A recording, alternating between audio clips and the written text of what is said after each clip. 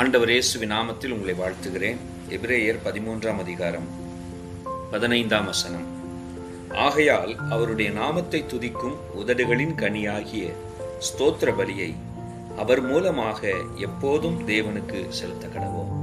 எப்பொழுதும் அவருக்கு உதடுகளின் கனிகளாகிய ஸ்தோத்திர பலியை அவருக்கு செலுத்துவோம் என்று சொல்லி இந்த வசனம் நம்மை உற்சாகப்படுத்துகிறது.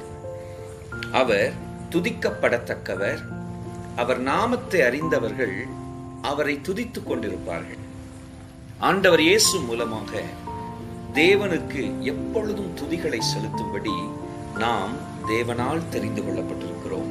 ஆம் பிரியமானவர்களே, நம்முடைய வார்த்தைகள் கர்த்தரை துதிக்கும்படி அவைகள் பரிசுத்தப்படுத்தப்பட்டவைகளாகவும் ஆயத்தப்படுத்தப்பட்டவைகளாகவும் அவருக்கு முன்பாக இருக்கட்டும். கர்த்தர் உங்களை ஆசீர்வதிப்பாராக. Praise the Lord.